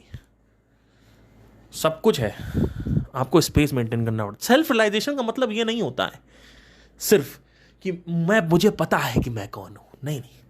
सेल्फ रियलाइजेशन का मतलब पता होता है कि शरीर कैसे काम करता है, मन, स्पेशली मन कैसे काम करता है, और ऊर्जा कैसे काम करती है। जो भी शरीर के कंस्टिट्यूएंट्स हैं, मन, बुद्धि, जो भी शरीर के कंस्टिट्यूएंट है, जैसे मन, बुद्धि, आत्मा, अहंकार, शरीर, ऊर्जा, अटैचमेंट, प्यार, प्रेम, ये सारी चीजें धीरे धीरे समझ में आने लगती हैं, और इसको आत्मज्ञान बोलते हैं, स्वयं का ज्ञान। क्योंकि अगर आपने ये समझ लिया ना कि मैं कौन हूं, जो आपकी पहचान बदल देगा। लेकिन अगर आपने ये नहीं पता किया कि मन कैसे काम करता है, तो मन पे नियंत्रण नहीं हो सकता। क्योंकि एक सुपर नियम है, एक सुपर कानून है, एक महाकानून है, वो ये है कि बिना किसी चीज को समझे उसको मैनेज नहीं कर सकते आप। जैसे फॉर एग्जाम्पल, अगर आपको कार बनानी है तो पहले कार के फंडामेंटल समझने पड़ेंगे कि इंजन के अंदर जो कंपोनेंट होते हैं वो क्या होते हैं, है ना। जैसे कुछ कंपोनेंट अगर मैं बताऊं तो, जैसे बाइक का कुछ पता है तो मैं बता सकता हूँ। टाइमिंग चेन होती है, ठीक है, रॉकर कैम होते हैं, ठीक है, पिस्टन्स होते हैं, ठीक है, वॉल्व होते हैं, क्लच प्लेट होता है, पता नहीं क्या और भी चीज़ें होती हैं। तो क्या है, राइट? तभी तो पता चलेगा ना क्या काम करता है। फिर आप इंजन को मैनेज कर सकते हो, आप उसको खोल सकते हो, जोड़ सकते हो, कुछ नया बना सकते हो उसमें। लेकिन अगर आप सीधा जाओ नहीं कर सकते। इसी तरीके से मन को समझना होता है कि मन कैसे बिहेव कर रहा है, कि क्या मैं सच में कंट्रोल कर सकता हूं या मैं इंगेज कर सकता हूं माइंड को। क्योंकि controlling is a different thing. Controlling means कि आप स्विच ऑफ करो, स्विच ऑन करो, जबकि माइंड तो कभी स्विच ऑफ होता ही नहीं है। तो धीरे धीरे ऐसे प्रवृत्तियां खुलती हैं मन की, अगर आप ऑब्जर्व कर रहे हो तो। इसीलिए ऑब्जर्वेशन बहुत जरूरी है, प्रश्नोत्तर बहुत जरूरी है। तो जब ऐसे लोगों का कॉल आता है और समाज की जो अपेक्षाएं हैं, परिवार की जो अपेक्षाएं हैं, आपके खुद की अपनी अपेक्षाएं, सपने हैं, जब ये पूरी नहीं होती हैं तो मन करता है कि आत्महत्या कर लें, स्वयं का नाश कर लें। उस वक्त आपको इसका आकार देखना होता है कि जो ये परिवार के वासनाओं का आकार है, समाज की वासनाओं का आकार है, मेरी इच्छाओं की वासनाओं का आकार है, वो एक हाथी के बराबर है या वो एक चींटी के बराबर है। क्योंकि चींटी आपसे छोटी होती है और जब चाहो आप मार सकते हो, हाथी को आप मार नहीं सकते, हाथी आपको मार देगा।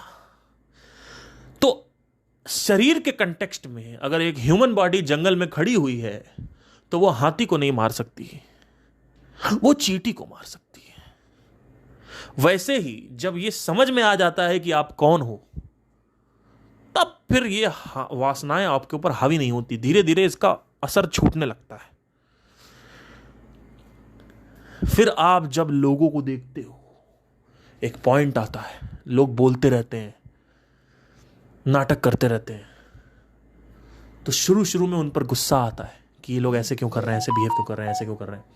फिर धीरे धीरे आप देखते हो कि आप कुछ कर तो सकते नहीं हो, तो आपको हंसी आने लगती है। तो स्पिरिचुअलिटी की लास्ट स्टेज क्या है पता है? स्पिरिचुअलिटी की लास्ट स्टेज है जोक, चुटकुला, कॉमेडी। आप देखोगे लोग ऐसी ऐसी चीजों के पीछे पागल हैं जिनका वास्तविकता से कोई संबंध नहीं है। यानी जो यूनिवर्स है उसकी नजर से अगर देखें तो ये लोग एक आईएएस आईपीएस बनने को ब्रह्मांड बना के बैठे हुए हैं, और वो ब्रह्मांड बना के बैठे और नहीं मिला तो उनका ब्रह्मांड बर्बाद हो जाएगा, उनका जीवन नाश हो जाएगा। तो लोगों ने अपने डिजायर को इस ब्रह्मांड से बड़ा बना दिया है, ठीक है। और अगर आप मंगल ग्रह पे खड़े होकर देखोगे तो आपको क्या दिखेगा? क्या कुछ दिखेगा कि कौन आईपीएस आईएएस बन रहा है, कौन सिंगर बन रहा है, कौन ये बन रहा है, कौन आपको क्या दिखेगा? सिर्फ अंधकार और प्रकाश, बस यही दिखेगा और कुछ नहीं दिखने वाला अगर आप मंगल ग्रह पे खड़े हो तो। तो क्यों इतने सीरियस हो गए हो? जस्ट बिकॉज सोसाइटी बोल रही है, इसका मतलब ये नहीं है कि ये सीरियसनेस आपको लेनी है अंदर। इतना सीरियस होने की जरूरत ही नहीं। जितना सीरियस होना है उतना ही सीरियस हो जाओ। हाथी की तरह मत देखो किसी चीज को, चींटी की समान देखो। और चींटी से छोटा भी नहीं देखना है कि नहीं तो पता चला बैक्टीरिया के लेवल पे देख, नहीं नहीं, तब तो गए खत्म। क्योंकि परस्यू कैसे करोगे? परस्यू करने के लिए कुछ तो आकार रखना पड़ेगा ना। तो वो चींटी का आकार रखो, अपने से छोटा रखो, अपने से बड़ा मत बनाना किसी भी चीज को। क्योंकि एक्चुअली में वास्तविकता में ये दुनिया तुमको रोज साबित करेगी कि तुम छोटे हो। और प्रतिष्ठा, सम्मान, समृद्धि, काम, यश, दौलत, रिश्ते, प्यार, सच्चा प्यार, ये सब बड़ी चीजें हैं। ये सब बड़ी चीजें हैं और तुम छोटे हो। रोज साबित होगा ये। रोज तुम्हारे घर से कॉल आएगा और कहेंगे तुम नाकारा हो। रोज तुम्हारा कोई ना कोई पॉइंट करके बोलेगा तुमने ये नहीं उखाड़ा, तुम चूतिए हो। उस वक्त कुछ काम नहीं आएगा, सिर्फ अंडरस्टैंडिंग ऑफ सेल्फ काम आएगी। जिस दिन आदमी को यह ज्ञान हो गया कि वो वास्तविकता में क्या है, कि वो वास्तविकता में असल में ब्रह्मांड ही है। जैसे ये प्लैनेट बना है वैसे इस प्लैनेट के थ्रू वो भी बन गया है। क्योंकि वास्तविकता में उसके शरीर को अगर हम मिट्टी से, जल, वायु, अग्नि से मिलाएंगे तो ये पांचों तत्व उससे मिले। यानी ये पांचों तत्व, यानी धरती से एक इंसान बना है। एक एवोल्यूशन प्रक्रिया है, एक विकास की प्रक्रिया है जो समुंदर से धीरे धीरे निकली है और उसके बाद मैमल में कन्वर्ट होते होते विकास के रूप में इंसान में परिवर्तित हुई है। और इस इंसान ने यह गलतफहमी पाल ली है कि वो भिन्न है, यानी वो डिफरेंट है सबसे। और यही गलतफहमी आदमी को आत्महत्या करवा देती है। यही गलतफहमी आदमी को मिटा देती है, आदमी का सर्वनाश करा देती है। यही गलतफहमी आदमी को ले डूबती है। यही गलतफहमी आदमी को डिप्रेशन का शिकार बना देती है। यही गलतफहमी कि मैं चूतिया हूं। आज लिखवा के रख लो मेरे से, चाहे तुम कुछ बनो चाहे ना बनो, चाहे तुम कुछ पाओ चाहे ना पाओ, चाहे तुम्हारे पास लाखों करोड़ों रुपए हो या तुम कहीं के फकीर हो, चाहे तुमको कोई जानता है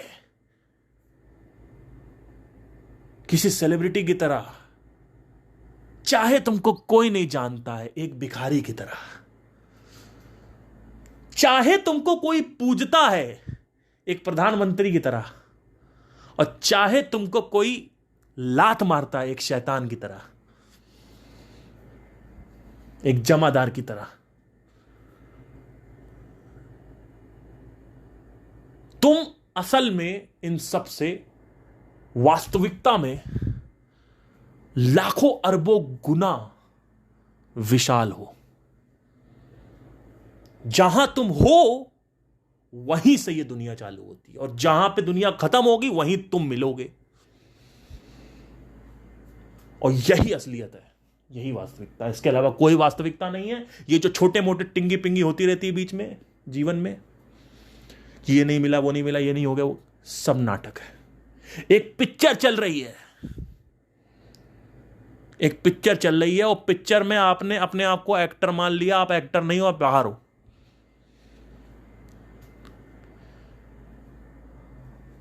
आप बाहर एक ऑडियंस हो, बैठ के देख रहे हो। आप एक्टर हो ही नहीं। या आप कह सकते हो वो कैरेक्टर नहीं हो, जो पिक्चर में कैरेक्टर है वो कैरेक्टर नहीं है। आप एक अभिनेता हो, एक्टर हो। वास्तविकता में एक्चुअली में आप एक एक्टर हो, या एक्टर नहीं हो तो आदमी हो। उस आदमी के अंदर जो पांचों तत्व है वो धरती में भी मिलते हैं। तो चाहे कोई कुछ करे चाहे ना करे, चाहे कुछ कोई बने ना बने, चाहे किसी के पास कुछ हो, पैसे, धन, यश, समृद्धि हो या ना हो, उससे कोई फर्क नहीं पड़ता है। सब कुछ छोटा बड़ा नहीं है, ये समाज की दृष्टि है। अध्यात्म कुछ नहीं है, समाज की दृष्टि से आध्यात्मिक दृष्टि की तरफ यात्रा है। समाज की दृष्टि आपको हर रोज सुबह उठोगे रोज बोलेगी चूतिया हो। ये घनत्व वर्ड मुझे यूज करना पड़ रहा है। संस्कृत के इतने शब्दों के साथ मुझे ये चूतिया शब्द भी डालना पड़ रहा है, क्योंकि लोग ऐसे ही बोलते हैं।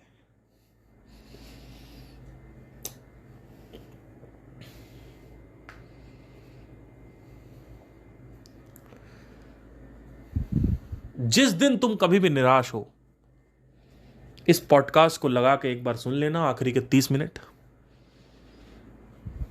शक्ति अंदर से मिलेगी। और भी इसके एस्पेक्ट होते हैं माइंड के। मैं ये नहीं कह रहा हूं कि सिर्फ ज्ञान से आपको साधना भी जरूरी है, ऐसा नहीं है। लेकिन हाँ ठीक है, कभी कभी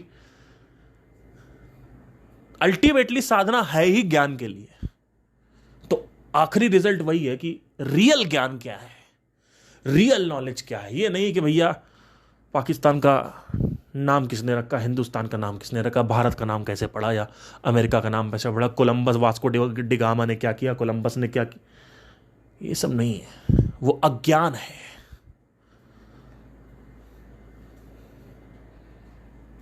ज्ञेय और अज्ञेय, ज्ञेय जो होता है वो स्वयं से संबंधित जो जानकारियां हैं वो ज्ञेय है।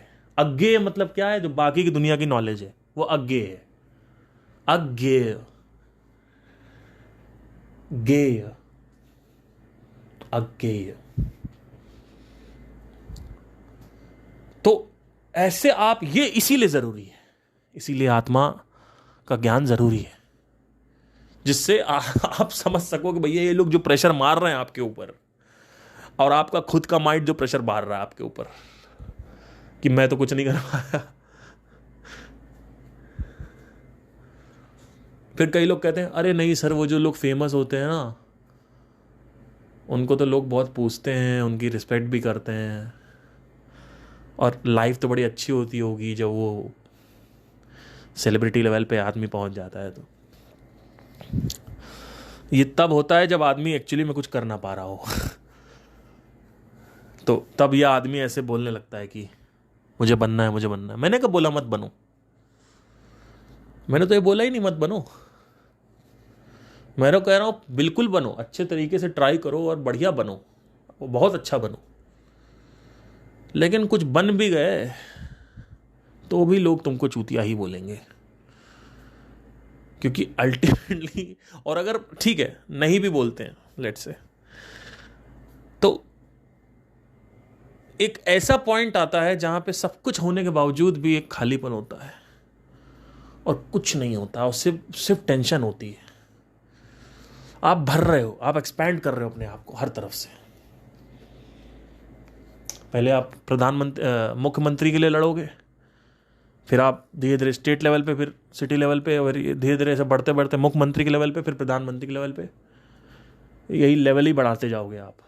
मैं नहीं कह रहा हूं मत करो, मैं कह रहा हूं कि ये सब कुछ करने के बावजूद भी वास्तविकता जो है, जो अस्तित्व है, अस्तित्व का इससे कोई लेना देना नहीं है। और अल्टीमेटली इतना जब प्रेशर आ जाता है, क्योंकि ये सिर्फ फेलियर के लिए नहीं है कि जैसे आत्मज्ञान, कई लोग बोलते हैं कि आपने बोल दिया अच्छा फेलियर जो है उसके लिए आत्मज्ञान है, जो फेलियर आदमी है उसके लिए आत्मज्ञान है, क्योंकि वो अपने आप को बचा सकता है डिप्रेशन में जाने से, क्योंकि वो समझ जाएगा वो कौन है। नहीं नहीं, ये सबसे ज्यादा ये सफल व्यक्तियों के लिए, क्योंकि सफल जो है वो एक्चुअली में सफल बाहर से हुआ है, अंदर से तो वो रोज असफल हो रहा है। अंदर से उसके अंदर एक केओटिक दुनिया है, छोड़ नहीं पा रहा है वो, छोड़ नहीं पाएगा ना, कहां छोड़ पा रहा है, छोड़ ही नहीं पा रहा। आप कहोगे छोड़ना जरूरी क्यों है? अरे पकड़ के भी तुमको क्या मिल रहा है, यही तो इल्यूजन है। समझने की कोशिश करो। जैसे अभी मैं बोलता हूं कि ये पकड़ लो या कुछ हासिल कर लो या कुछ अचीव कर लो, तो आप कहोगे हाँ बढ़िया है बढ़िया है, लेकिन मैं पता है क्या बोल रहा हूं, मैं ये कह रहा हूं कि ये सब पकड़ने के बावजूद भी कुछ नहीं मिल रहा है। जिस वजह से तुम पकड़ते हो, जिस वजह से तुम ब्याह करते हो, विवाह करते हो, शादी करते हो, सेलिब्रिटी बनते हो, फेमस होते हो, फॉलोअर बढ़ाते हो, वो जो वजह है वो पता है क्या है? वो है अपने आप को भरना, क्योंकि आपको लगता है कि मुझे लाइफ में एक्साइटमेंट चाहिए, या मुझे फेम चाहिए, या मुझे एक संतुष्टि चाहिए, ये सब करके, क्योंकि मेरा डिज़ायर है। तो डिज़ायर को पूर्ति करना चाहते हो, क्योंकि आपके अंदर एक माया भरी हुई है, एक गलत फहमी भरी हुई है कि इस डिज़ायर की पूर्ति से आपके अंदर संतुष्टि आएगी। ये प्रॉब्लम है।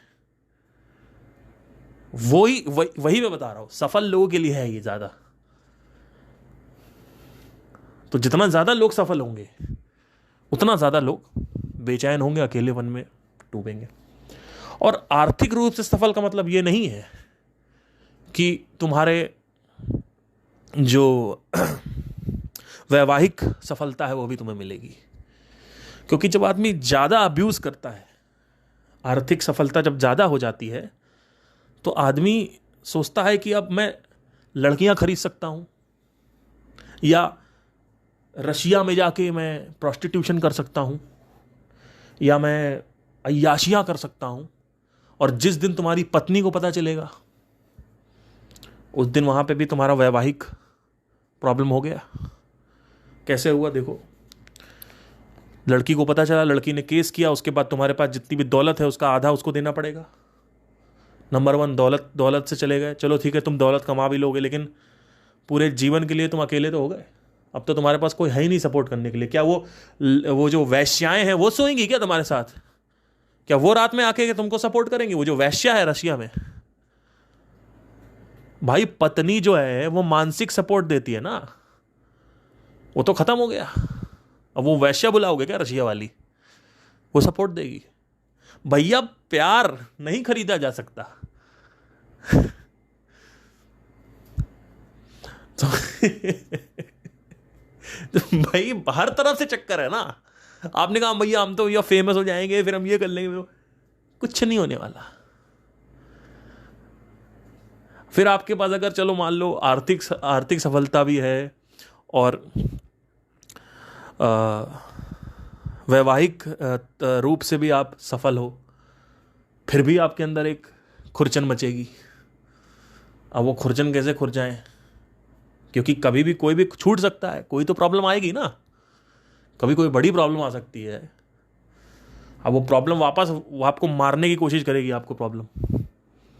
फिर वो प्रॉब्लम से लड़ोगे कैसे? अपने पैसे से लड़ोगे कि आपके बच्चे की डेथ हो गई, अब कैसे कर लड़ोगे? अपने अपने अपने पैसे से, या अपनी पत्नी के प्यार से बच्चे को जिंदा करोगे क्या?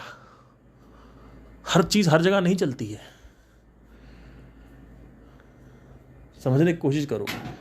ये जो हाउस पार्टी कल्चर है, ये क्यों इतना फेमस हो रहा है? और हाउस पार्टी कल्चर जितने भी ये BMW वाले जितने भी लोग हैं, ये सब करते हैं। दिल्ली में हाउस पार्टी कल्चर बहुत ज्यादा है।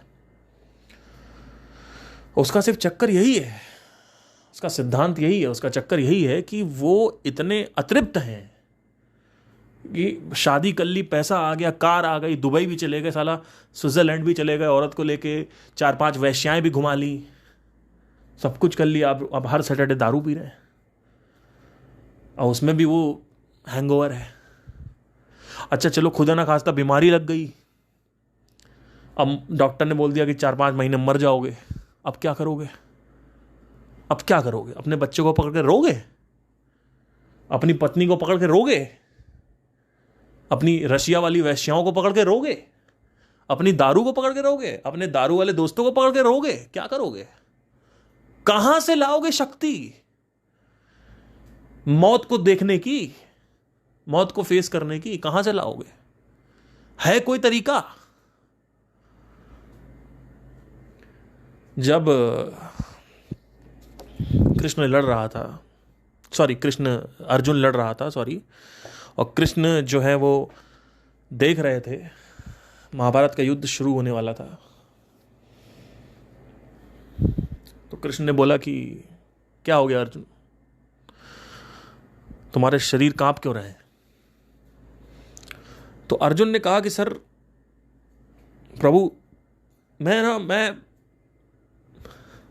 कैसे, मतलब सामने इतने लोग खड़े, मैं कैसे, और जो लोग हैं वो मेरे सब दोस्त यार है बचपन के। मैं कैसे तलवार चला दूं, मैं कैसे इनके ऊपर तीर कमान चलाऊं, मैं तो हिम्मत नहीं पड़ रही सर। तब जाके 18 साल तक वो साथ रहे थे, उन्होंने ज्ञान नहीं दिया, तब जाके उन्होंने भगवत ज्ञान दिया था भगवान ने अर्जुन को। और वही क्यों दिया, चक्कर समझो, वही क्यों दिया? 18 साल से वो साथ में थे, कब क्यों नहीं दिया?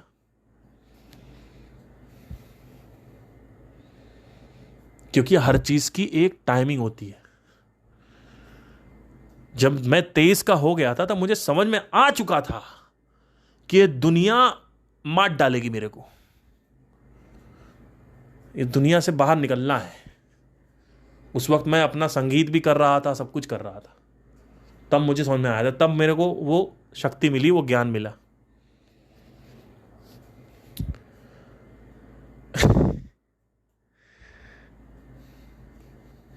लोग कहते हैं हर आदमी को समझा लो, नहीं समझा सकते आप। तो अब देखो, उनके लिए भी वो सब कुछ था, अर्जुन के पास सब कुछ था, पांचों पांडवों में एक वो पुत्र थे, ठीक है, और के पास सब कुछ था। द्रोणाचार्य जैसे गुरु भी थे उनके पास।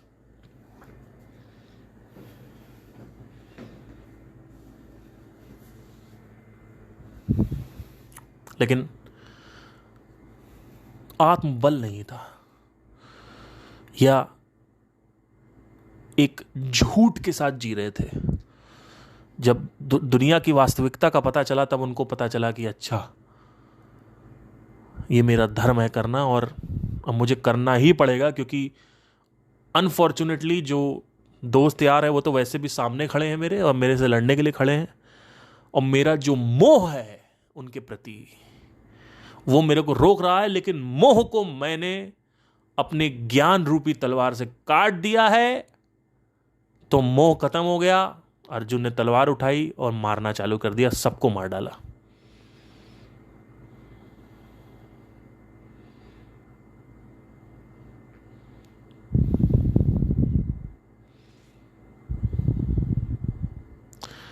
सारा का सारा चक्कर यही है। तो कभी ऐसी ऐसी स्थितियां बन जाती हैं सफल लोगों के जीवन में, जहां पे आपको हर चीज पैसे से नहीं बचाई जा सकती है ना। पैसे से हर चीज नहीं खरीदी जा सकती, जैसे विश्वास नहीं खरीदा जा सका पैसे से, है ना। पैसे से आप सम्मान भी खरीद सकते हो। कैसे? गरीबों को पैसा बांटना चालू कर दो, आपको सम्मान मिल जाएगा। यूट्यूब पे दिखाओ, चैरिटी करो, यूट्यूब पे दिखाओ, आप सम्मान भी खरीद सकते हो। सम्मान उसी को मिलता है जिसके पास पैसा होता है, लेकिन विश्वास नहीं मिल सकता। विश्वास बड़ी खतरनाक चीज है। एक बार आदमी ने तुमको समझ लिया ना कि तुम झूठे हो, तो फिर आदमी वो कभी भी तुम पे श्रद्धा और फेथ कर ही नहीं सकता। एक बार आदमी ने समझ लिया तो एक विश्वास है जो नहीं खरीदा जा सकता। बहुत सारी चीजें हैं, प्रेम नहीं खरीदा जा सकता है। तो पैसे से आप सोच रहे हो सब खरीद लोगे, उसके बाद आप बलशाली बन जाओगे। ये इंस्टीट्यूट खोल ली, वो इंस्टीट्यूट खोल लिया, यहाँ खोल लिया, देखो हम ये हैं, देखो वो है, हमने उखाड़ दिया, इतने यूपीएससी एस्पिरेंट निकाले हमने। क्या हो गया? यूनिवर्स की दृष्टि में कुछ नहीं है इसके सामने कुछ। आपको हर समय इस वास्तविकता के साथ जीना होता होगा कि मुझे जो मेरे डिजायर है वो कुछ नहीं है। जो भी मैंने कर दिया है, कुछ भी मैंने कर दिया, मैं देश आजाद करा दिया हूं। मंगल ग्रह पर खड़े होकर देखो, 1947 में देश आजाद कराया गया। इस दुनिया के लिए वो एक मरने और जीने की, इस देश के लिए मरने और जीने तक का था कि देश आजाद कराया। कई लोग फांसी में मरे, लेकिन एक कड़वा सच बोलूंगा, बुरा मत मानना, ब्रह्मांड को कोई फर्क नहीं पड़ता। मतलब it's like totally ruthless, doesn't give a shit. लड़की का बलात्कार हो, डजंट गिव अ शिट, कोई मतलब नहीं है। 3-3 साल, 4-4 साल, 5-5 साल लड़की, कोई मतलब नहीं। अगर आप इस एक जो रूथ है, रूथलेस जो है ना ये साइड जो नेचर का, अगर आप वो देखोगे तो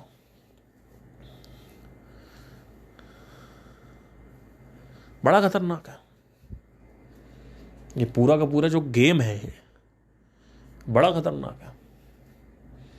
आपने देश आजाद करा लिया, लेकिन वो चढ़ गई अगर आपके सर पे, दिक्कत है। वो जरूरी था, और मेरी इज्जत भी है सबके प्रति जिन्होंने भी फ्रीडम फाइट किया है। लेकिन लेट से कि किसी ने किया होता, उसका नाम कुछ होता, मतलब राहुल ने किया होता, कोई राहुल नाम का वक्त, और उसके बाद वो ऊपर चढ़ गया कि मैंने देश आजाद कराया, मैंने देश आजाद कराया, ये वो, तब वहां पे ये ज्ञान देने की जरूरत है कि एक्चुअली में जो तुम चढ़ रहे हो ऊपर, इसकी कोई मूल्यता नहीं है। लेकिन हाँ, ऐसे नहीं है कि आपने भगत सिंह को जाके बोल दिया कि आपने कुछ नहीं किया है भाई साहब, ऐसे नहीं बोलना है ना, ऐसे थोड़ी बोलना होता है यार। मतलब ये जो ज्ञान है ना, ये उसके लिए है जो जैसे कि डिजायर से जब वो फुलफिलमेंट नहीं हो पा रही है। दूसरी चीज, डिजायर का प्रेशर है आपकी तरफ, ये वहां तक काम करता है। हर चीज में इसको डालने की जरूरत नहीं, क्योंकि लड़ाई झगड़ा हो जाएगा। क्योंकि एक्चुअली भी यही है, यही एक्चुअली अगर आप देखोगे ना, तो जो वास्तविकता है अगर उसको वाकई में सामने रख दिया जाए लोगों के सामने, भगवान का सच, किस्मत का सच, कुंडली का सच, इसको वाकई में सामने रख दिया जाए, सच बता रहा हूं, मतलब लोग एक तो पहले तो एक्सेप्ट नहीं कर, दूसरी चीज इस पे लड़ाई झगड़े हो जाते हैं। अब जैसे फॉर एग्जांपल, बुरा मत मानिएगा, जो भी लोग बुरा माने उसके लिए मैं माफी मांगता हूं। 1947 में देश आजाद हो गया, उसके बाद फिर देश के टुकड़े हो गए, एक टुकड़ा बन गया पाकिस्तान और एक टुकड़ा बन गया बांग्लादेश। अब पाकिस्तान के लोग के अंदर एकदम से और हिंदुस्तान के लोग एकदम से एक मान्यता ने इतना ज्यादा स्ट्रांग कर दिया कि उनको लगता है कि ये मेरा देश है, वो पराया देश है, वहां पे बम गिराओ, विस्फोट गिराओ। और इधर से हिंदुस्तान भी अपने उसके अगेंस्ट में रिएक्ट मार रहा है, वो भी अपनी तरफ अपनी बाउंड्रीज को लेके और भारत माता को लेके कॉन्शियस है। लेकिन मेरे बात का बुरा मत मानना, एक बात का बस सवाल का जवाब दे देना, क्या 1947 के बाद सच में पाकिस्तान भारत माता नहीं रह गई? क्या सच में बांग्लादेश भारत माता नहीं रह गया आजाद होने के बाद? मतलब जस्ट बिकॉज कि हमने मान लिया और ज्योमेट्री डिसाइड कर ली और मैप निकाल दिए, नक्शे निकाल दिए, इसका मतलब पाकिस्तान की जो मिट्टी है वो भारत माता की मिट्टी नहीं है, और वो एक पराया देश हो गया है। वहां हम मिसाइलें गिराएंगे और उस मिट्टी को बर्बाद करेंगे, और उस मिट्टी से हमसे कोई मतलब नहीं है। देख रहे हो क्या ये चक्कर क्या है? पूरा का पूरा खुद ही बना रहे हो और फिर खुद ही मान रहे हो, और उसके बाद खुद ही टुकड़े कर रहे हो, फिर खुद नहीं मान रहे हो, और फिर उसको तुमने कह दिया कि हम इसको, मतलब हमने इसको पता नहीं क्या भगवान बना दिया।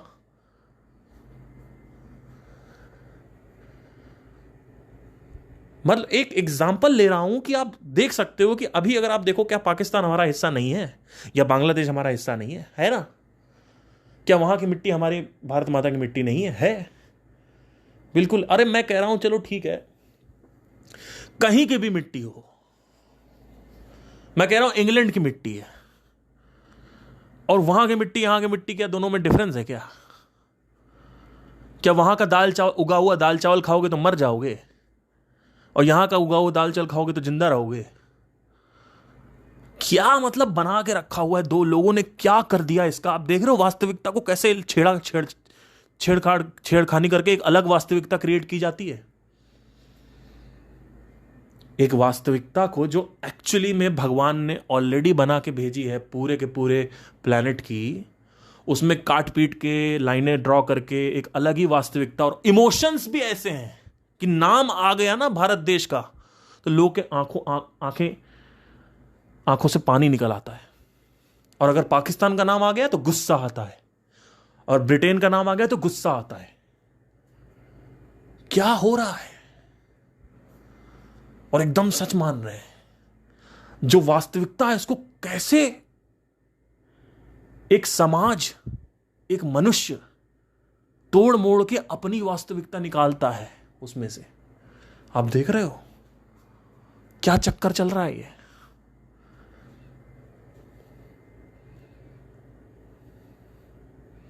अध्यात्म क्या कहता है? कहीं की भी मिट्टी हो, हमको इससे मतलब ही नहीं है कि वो ब्रिटेन की मिट्टी है या पाकिस्तान की मिट्टी है या हिंदुस्तान की मिट्टी है। हमको इससे मतलब ही नहीं है। हम जो है वास्तविकता में काम करते हैं। चलना है हमारे साथ चलो, नहीं चलना मत चलो, कोई दिक्कत नहीं है। इनफैक्ट अध्यात्म यह कहता है कि मंगल ग्रह की मिट्टी भी तुम्हारी मिट्टी है। इनफैक्ट आज साइंस ये कह रही है कि जो कार्बन डाइऑक्साइड और कार्बन और जो आयरन पाया जाता है ब्लड में, वो आज सूरज में पाया जाता है। बाप रे बाप।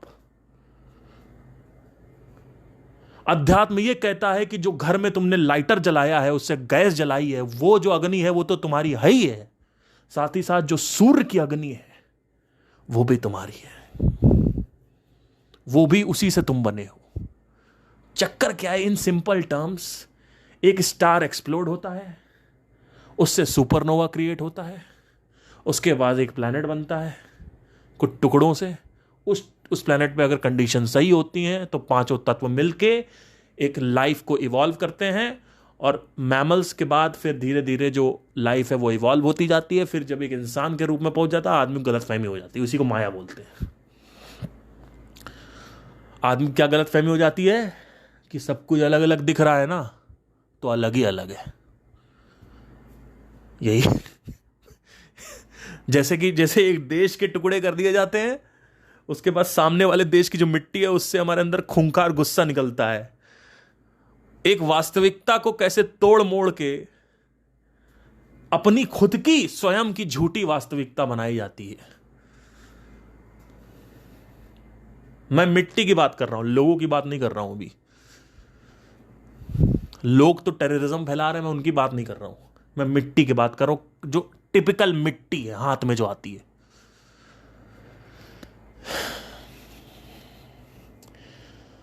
तो चक्कर क्या है? ऐसे ही करते हैं लोग। वास्तविकता में कुछ और चीज, रियलिटी कुछ और है, और आपकी रियलिटी कुछ और ही चल रही है। तो अध्यात्म क्या कहता है? अध्यात्म ये कहता है कि समाज की वास्तविकता को पहचानो, उसमें अपनी बुद्धि लगा के उसका झूठ निकाल दो, सत्य पकड़ लो, झूठ छोड़ दो।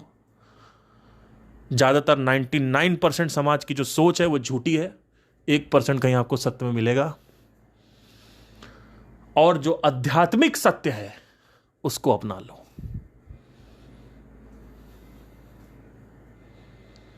और जो समाज का सत्य है वो क्या है? फिर से मैं आखिरी में दोहरा देता हूं, कंप्लीट कर रहा हूं इस पॉडकास्ट को, कि तुम बेवकूफ पैदा हुए हो, तुम तुच्छ प्राणी पैदा हुए हो, यह समाज की वास्तविकता है।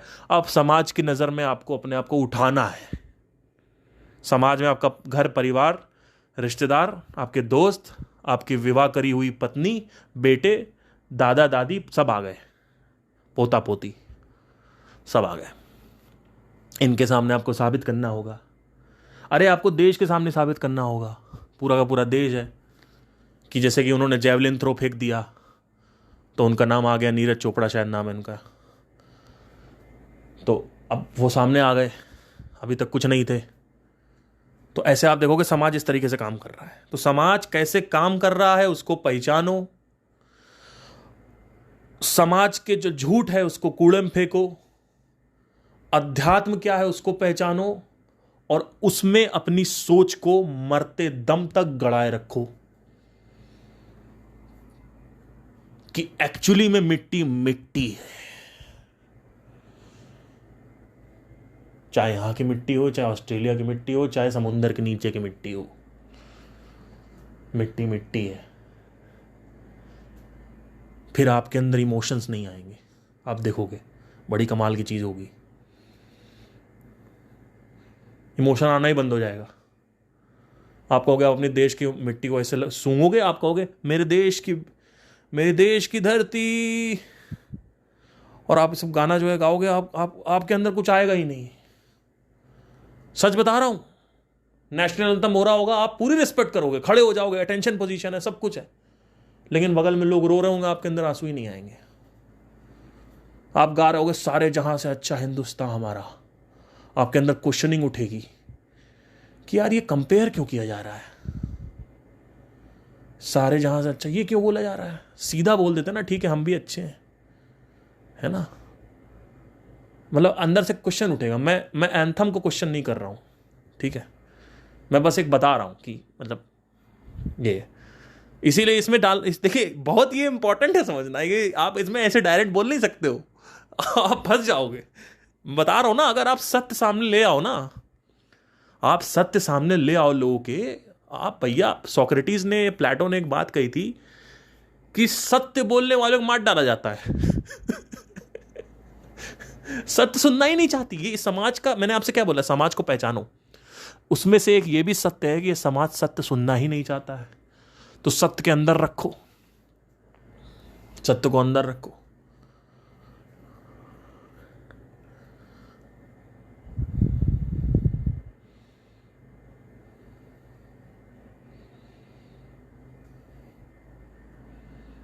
Having said that, let's say अगर कभी कोई वॉर होता है और मुझे लड़ना पड़े या किसी को लड़ना पड़े, तो हम लड़ भी जाएंगे